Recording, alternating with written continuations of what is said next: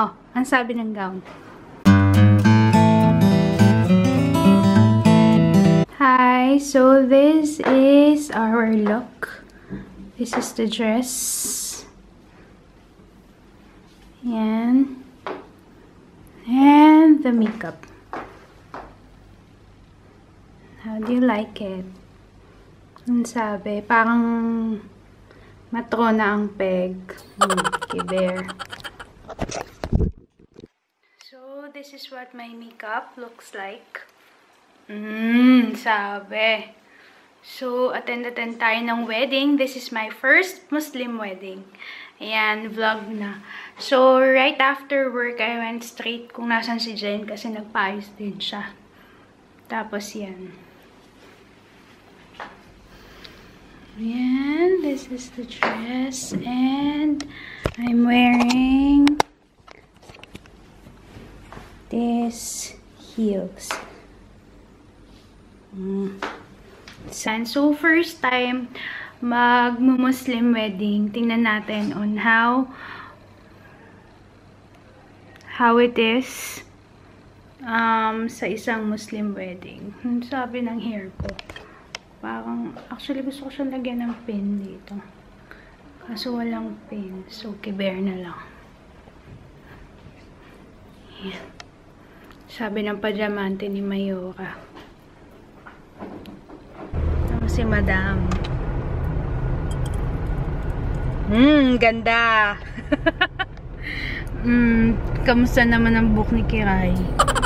This is the same hair I did at Pen's wedding.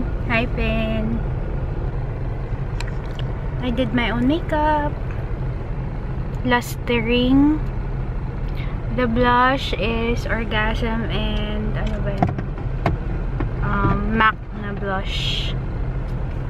Siguro ng kotse niya kasi nagbablog ka kami. Saan? Ayan. Traffic pa. Okay, mga madam! Wedding is done! Kamusta naman ang hair? Kaya kailangan ko na siyang suklayin para medyo hindi na siya lumubo. Wait ka muna! Magpa-picture ka muna bago ka magsuklay ng buhok. Ganda-ganda ang ayos-ayosan eh. Ayos, ang laki-laki. Ayan, kamusta naman kayo? Diba may mas malaki pang buhok kaysa sa'yo? So, paano ba ang Qatari wedding? The time is, time check. 11:45. 11:45 and the bride went at around 11 p.m.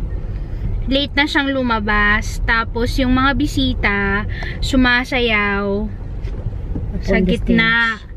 Tapos, pag nagsasabuyan sila ng pera. Ganon. Tapos, pagkain. Pag may sumasayaw sa gitna, pag kilala nila yung nasayaw, sinasabuyan nila ng pera. Tapos, meron lang malaking parang TV. Tapos, parang meron lang lalaking nagpe-play ng music dun sa screen. Yun lang. Tapos, yung lalaki nandyan lang din sa within the vicinity. Magsasayawan lang din sila. Tapos parang, umuwi na kami pero mamaya, dadating yung lalaki. Dadating yung groom, tapos magtatabon yung mga bisitang babae. Kasi papasok yung groom. Lalakad din siya dun sa aisle.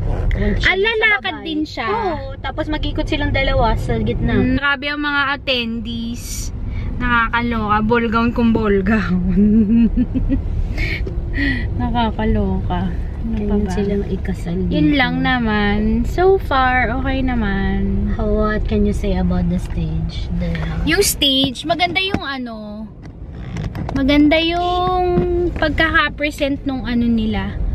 Yung pagkaka-design nung nung place, nung venue. Pagpasok mo pa lang, merong mga nakahilerang mga perfume. Pwede ka magpabango. Bago ka pumasok dun sa venue. Sa venue.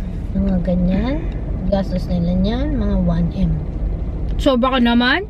Oo, venue pa lang 300 na. 300 na yun? Ano mo na naman nalaman? May 100 lang. hindi naman siya parang kinasal na ano, pero kinasal na siya. Sayang naman yung gown niya. Yung doon niya lang gagamitin yung gown. Kaya nga, di sayang lang din. Yung kasal niya. Parang hindi niya man lang masyadong narampa yung gown. Yung sabagay, narampa niya dun sa ano kanina. Yung kasal niya, yun yung pinaka-engagement nila. Doon na ginagawa yung papel. Pumipirma yung lalaki, tsaka pipirma din yung babae. Ayun na, yun na yung engagement. Pero kasal na yun kasi may papel na. Pero yung tawag lang nila engagement. Pero yan ang pinakasal. Okay. Ayan?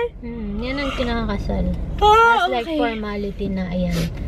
Alam na lahat ng family, ng kaibigan, sino yung lalaki. Tapos yan, the next day, lilipad na yan silang dalawa. Bayan? Alas 11 na, traffic pa din. It's Thursday, my dear. Oh my God. Everyone is out. No one is sleeping. Baka mamaya makidnap ako nito. Kala nila totoo yung nasa loob. Oh, nakita mo si Mother? Bakit? Grabe yung leg niya, no? Gabi yung mga diamante nila. Pati yung diamante dun sa ulo ng bride.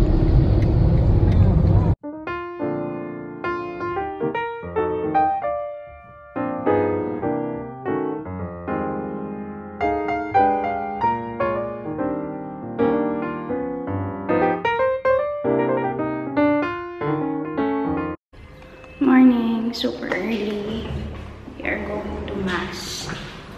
Kasama ko si Jonah and Roy. Magsisimba lang muna kami this Friday morning kasi off na. And simba muna. Ayan. Antok ako kagabi din sa kasal. Grabe. Antok. Ay! Pinindot yung ground. So, yun. Nakakaantok yun. Kasi 11. Lumabas yung design. Ano ka?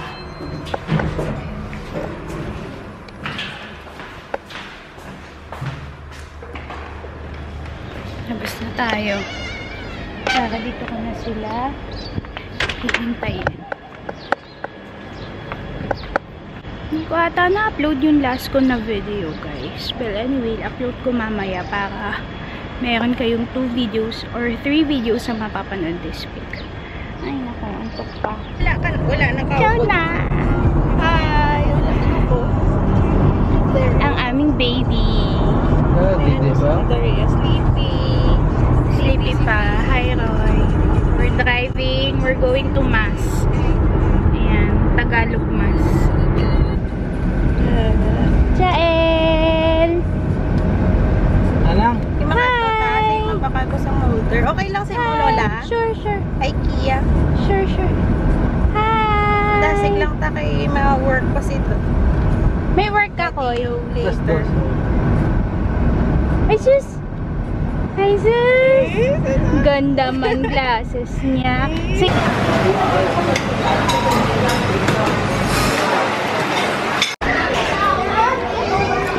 Eat si Jael ng eggs.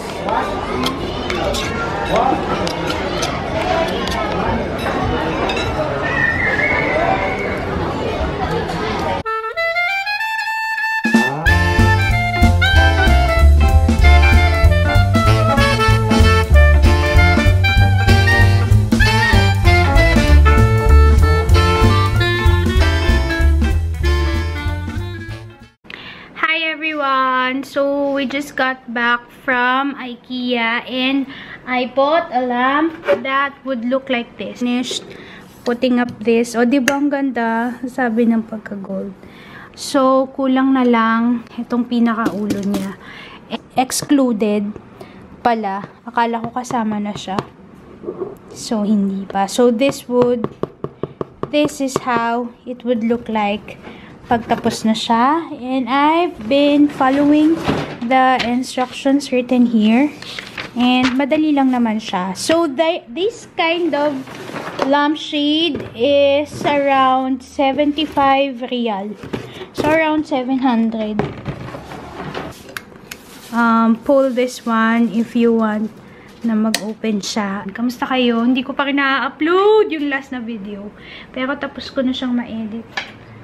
Sorry. Just been very busy this past few weeks. And have no time to edit. Nakakatulog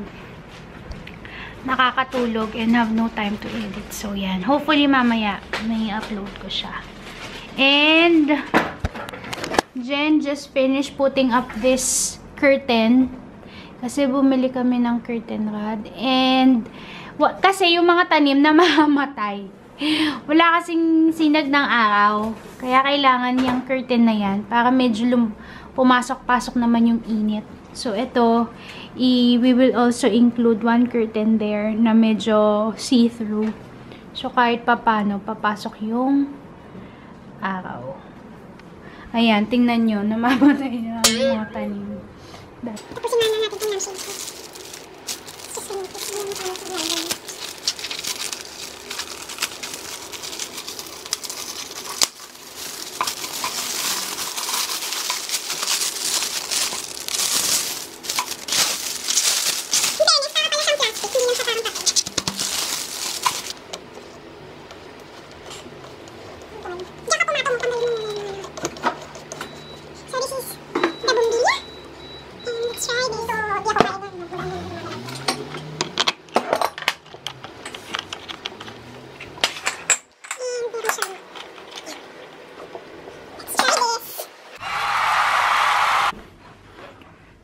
So, that is before, and I'm gonna put this curtain. Let's see.